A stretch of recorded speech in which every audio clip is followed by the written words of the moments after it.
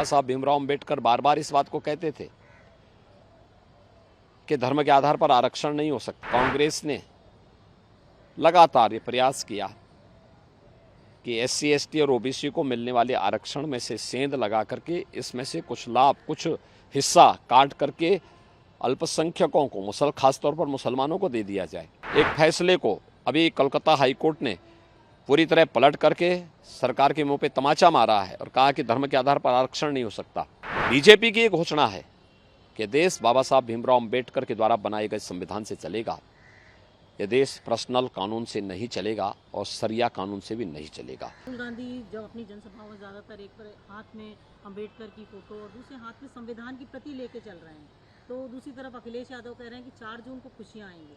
Sir, आपकी तरफ से भी कहा गया है कि जो राम भक्त होगा वही सिंहासन पर राज करेगा। आप किस तरीके से देखते हैं विपक्ष के इसको, कॉन्फिडेंस है या ओवर कॉन्फिडेंस है? देखिए, संविधान का सबसे ज़्यादा माखौल कांग्रेस पार्टी ने और उसके इंडी गठबंधन से जुड़े हुए लोगों ने उड़ाया है और आज भी उड़ा रहे हैं। देश के अंदर स्वतंत्र भारत में अभी संविधान बना ही था, बाबा साहब भीमराव अंबेडकर की भावनाओं के विपरीत जाकर के तत्कालीन कांग्रेस सरकार ने धारा 370 को देश के संविधान में जबरन डालने का काम किया था। देश के अंदर संविधान में जितने संशोधन किए, चाहे अभिव्यक्ति की स्वतंत्रता को कैद करने का कार्य कांग्रेस सरकार के द्वारा पहली ही सरकार में किया गया था और 1975 को कौन नहीं जानता है, संविधान का गला घोंटने का काम इमरजेंसी के माध्यम से कांग्रेस ने ही किया। अन्य अवसरों पर भी कांग्रेस ने कार्य किए। बाबा साहब भीमराव अंबेडकर बार बार इस बात को कहते थे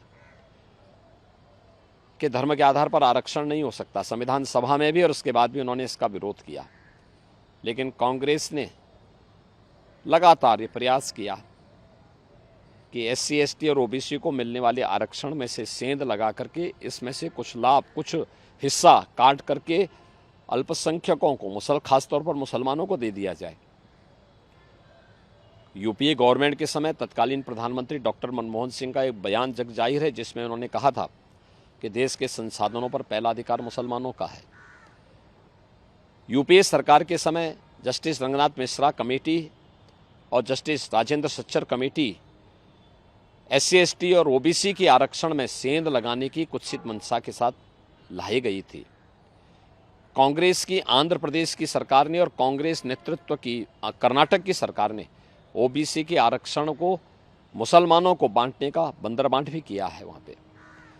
तो संविधान का सर्वाधिक मखौल कांग्रेस ने और उसके इंडी गठबंधन से जुड़े हुए लोग, चाहे वह समाजवादी पार्टी हो, चाहे वह टीएमसी हो, चाहे वह आरजेडी हो, चाहे वह आम आदमी पार्टी हो, इन्हीं लोगों ने उड़ाया है। और ये लोग लगातार आज भी यही प्रयास कर रहे हैं, इनके द्वारा यही कार्य किया जा रहा है। समाजवादी पार्टी ने 2014-2012 के इलेक्शन में अपने मैनिफेस्टो में इस बात का उल्लेख किया था कि वह मुसलमानों को भी आरक्षण देगी। पीएससी में, उत्तर प्रदेश की पीएससी में 15% मुस्लिम आरक्षण की व्यवस्था घोषणा भी समाजवादी पार्टी ने की थी। समाजवादी पार्टी का जगजाहिर जो चरित्र है जगजाहिर है।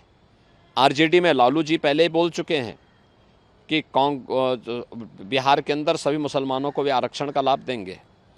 टीएमसी के एक फैसले को अभी कलकत्ता हाईकोर्ट ने पूरी तरह पलट करके सरकार के मुंह पे तमाचा मारा है और कहा कि धर्म के आधार पर आरक्षण नहीं हो सकता।